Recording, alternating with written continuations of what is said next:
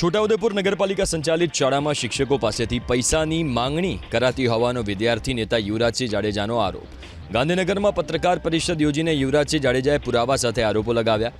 SF હાઈસ્કૂલના principal Hitesh Chauhan, નગરપાલિકાના પ્રમુખ મંજુલાબેન કોળી, નગરપાલિકાના ઉપપ્રમુખ પરવેજ મકરાણી, કોર્પોરેટર કિરમાણી સાહેબ, પાલિકા સભ્ય ઝાકીર આંધી અને કારોબારી અધ્યક્ષ સૌરભ શાહ પર ભરતી કરાયેલા નવા શિક્ષકો પાસેથી પૈસાની માંગણી કર્યાનો આરોપ લગાવ્યો। એટલું જ નહીં, યુવરાજસિંહે તો ત્યાં સુધીના આરોપો લગાવી દીધા કે જો શિક્ષકો તેમને સહકાર નહીં આપે તો 5 વર્ષ બાદ કાયમી કરવા માટેની ફાઇલ આગળ નહીં વધારવામાં આવે, હક રજાઓ નહીં આપવામાં આવે, તમારું ભવિષ્ય અને રેકોર્ડ બગાડવાની ધમકી આપવામાં આવી।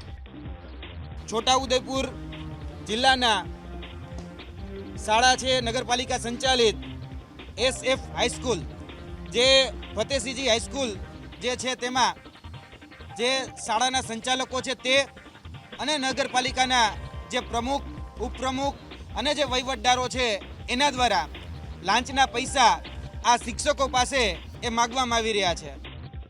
વિદ્યાર્થી નેતા યુવરાજસિંહના આરોપોને નગરપાલિકાના ઉપપ્રમુખ પરવેજ મકરાણીએ પાયાવિહોણા ગણાવ્યા। મીડિયા સાથે વાત કરતા પરવેજ મકરાણીએ કહ્યું કે યુવરાજસિંહ આમ આદમી પાર્ટીના હોદ્દેદાર હોવાને લીધે તેમને બદનામ કરવાનું ષડયંત્ર કર્યું। કોઈ પણ શિક્ષક પાસેથી નાણાંની માંગ કરવામાં નથી આવી।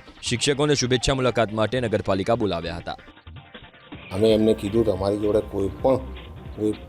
કોઈ પ્રકારની માંગણી કરે તો તમે અમને જાણ કરજો।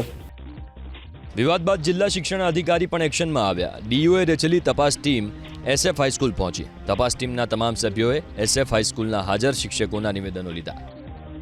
સદર અરજી અન્વયે આ જે શિક્ષકો છે એ શિક્ષકોની પાસેથી લાંચ રૂપે પૈસાની માંગણી કરવામાં આવેલી હતી અને જો એ પૈસા ન આપે તો એમના ઉપર ધાક ધમકી કરી અને કાર્યવાહી કરવા માટે જણાવેલું હતું।